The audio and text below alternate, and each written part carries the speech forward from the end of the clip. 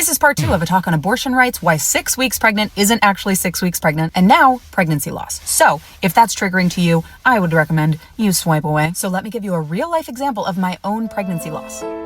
It's fine. It was a long time ago. My rainbow baby just turned 4. And I'll tell my own story and then I'll wrap up with some thoughts at the end. This was in 2020. There were some things going on. Both of my sisters-in-law were pregnant. My sister was pregnant and I was pregnant. Then I was no longer pregnant. It sucked, but it was a long time ago. So if you're there now, I see you. I feel you. It sucks. That's all. And then people are like, don't worry. This happens all the time. Tons of people have this happen. And you're like, thanks. If someone says their grandma died, you're not like, oh my God, grandmas die all the time. I found out I was pregnant in July 2020. I very much wanted to be pregnant. Very excited. Rah, rah, rah. Schedule the appointment. Ultrasound tech is like, I think I can see the little flicker, but it's still too early to tell. The nurse practitioner is like, I don't see any reason to worry, so we're going to have you come back in 2 weeks. Did not go well. I come back in 2 weeks. I have the horrible ultrasound that some of you can relate to, where the ultrasound tech is like, okay, the doctor will be in shortly.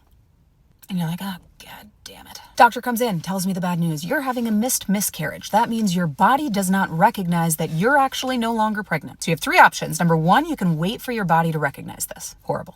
Number 2, you can do a medical abortion at home. It's not always 100% successful, and some people have issues with excessive bleeding, but you can do it today. Number 3, we can do a D&C. So I was just like, you take care of me. I'll do the D&C. Reminder, it's 2020. There was some stuff going on. So my doctor calls me back later. She's like, here's the thing. The hospital can't get us in for 2 weeks. So you can wait 2 weeks, or I could do it in my office under pain meds, and you won't be asleep for it. For those who haven't had a missed miscarriage, it feels really weird mentally. You don't feel connected to your body. So the thought of having to wait 2 weeks for this, I didn't like. Mentally, it will not do good things to me. I just want to be done. I just want to get pregnant again. Thankfully, she allowed my husband to be there, even though it was 2020. That was not a normal thing. And then she delivered my sweet, sweet giant baby a year later. Love her with all my heart and soul.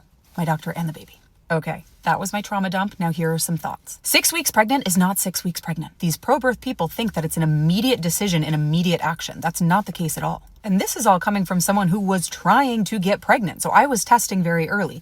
These women and girls who do not expect to be pregnant are not testing nearly as early as I was. And lastly, this is a super important point that I don't see anybody talk about or acknowledge that often. You know all those billboards where they show the fully baked baby, but they're in the mom's tummy and they're talking up to their mom? You're 6 weeks pregnant, but I can recognize your voice. I can ride a motorcycle.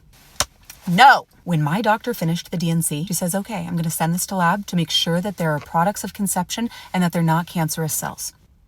These people are out here acting like that's a baby when an expert OBGYN can't tell and needs to use a lab to confirm.